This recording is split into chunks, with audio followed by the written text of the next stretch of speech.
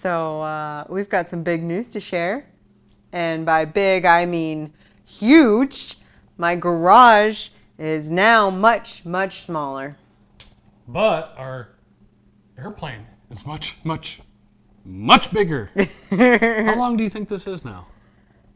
Like, we should measure that. It's like 15, 16, 20 feet, 600 feet. I don't know.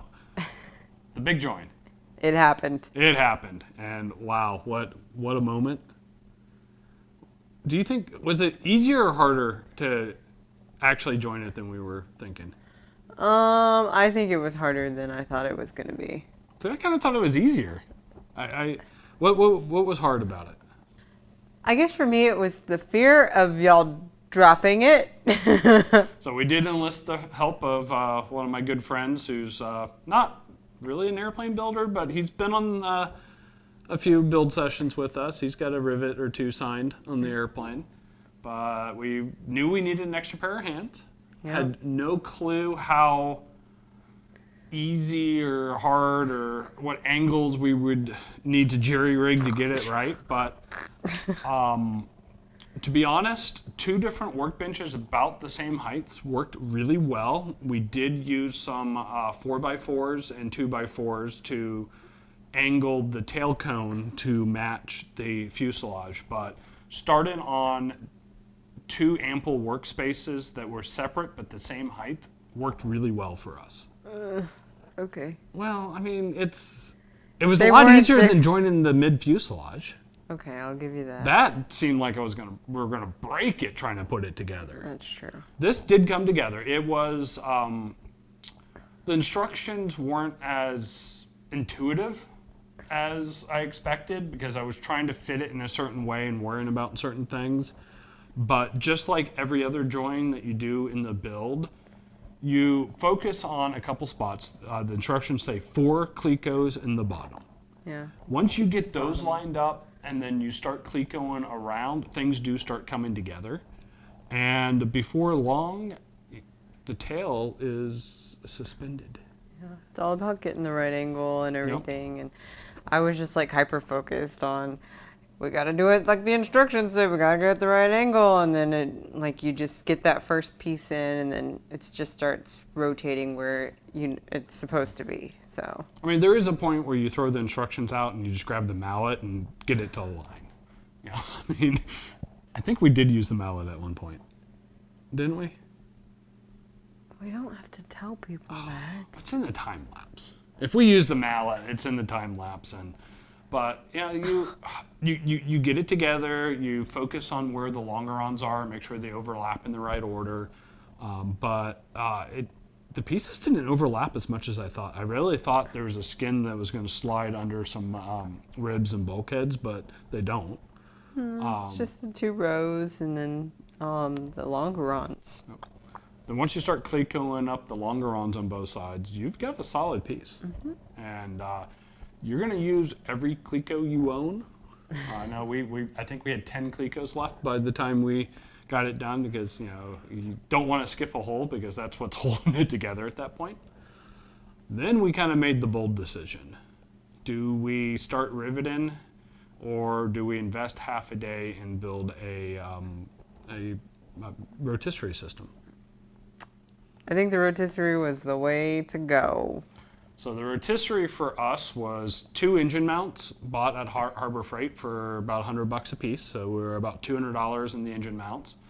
And then using some scrap lumber, whether you pull it from the crates. Actually, everything you need is on the crate, but we have enough scrap lumber. Instead of using plywood, I actually used doors from our cabinets that became our workbenches. Yeah, that we weren't using. They're sitting in a pile out there in our driveway, ready to be thrown out. I was like, you know what?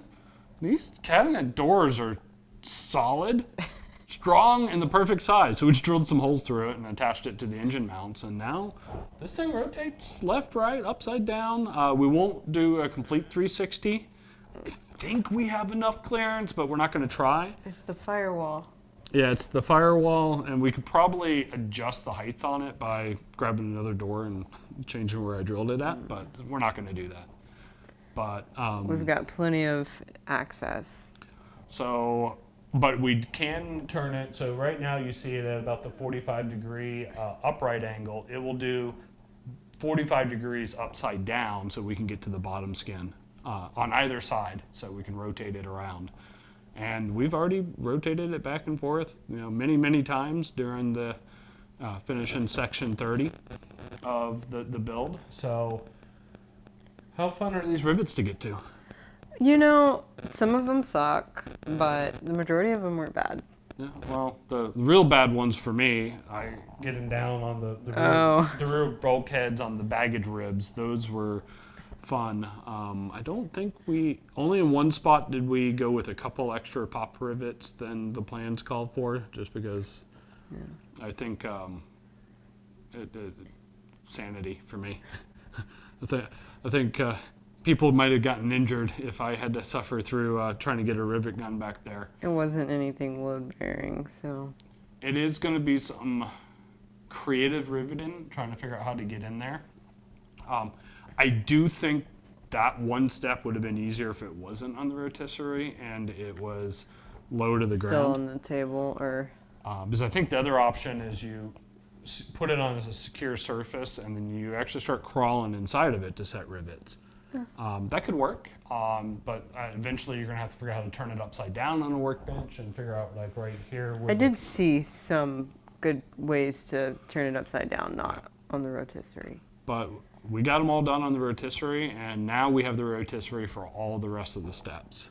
I'm not sure how it's going to work really crawling in the back section to do some of the control surfaces, the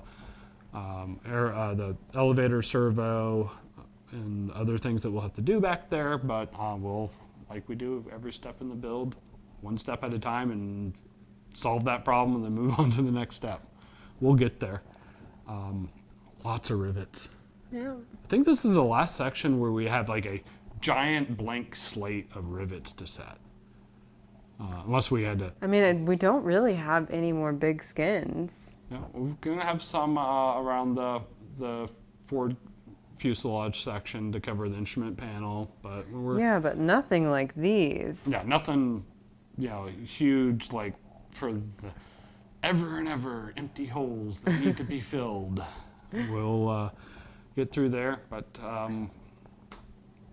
big joint. Wow, we did it. Mm-hmm. Surreal walking out into the garage and seeing this big thing. It's funny, we have repair guys and bug guys come by the house, and they every time they come, it's like, wow, you've gotten a lot done. And they came by this week, it was like, holy crap, it looks like an airplane. It's like, it's starting to set in, because some of these people who don't know aviation is like, so it's like a model airplane and a remote control flight. It's like, no, this is a real full-size airplane. Nah, especially when there's just a whole bunch of small parts. Yeah, no one believes us. But now they do, because they got this big thing here in the garage. We're going to have to get some gymnastics to do to start bringing more parts in here as this gets bigger and bigger. Painting's going to come pretty soon. Yep. And paint the interior. Catch this, my next door neighbor came over the other day and he says, I'm not really a tool guy. I don't know much about all this stuff, but the previous owners of our house, they set this paint booth in our garage. Would that be useful to you? I'm like, you're kidding me. So we're going to just take it next door. My A&P's got some great paint guns he's going to loan us. He's got the paint booth right next door. We just have to figure out how to take it, 50 yards over, 100 yards over there. And we can get this thing painted in a proper paint booth instead of whatever shenanigans I was thinking about pulling to get it painted. So that's coming up pretty soon. We just got a couple systems to take care of and the baggage floor to get in. So stick with us. We're going to keep building. See you next time on 14 Victor Echo.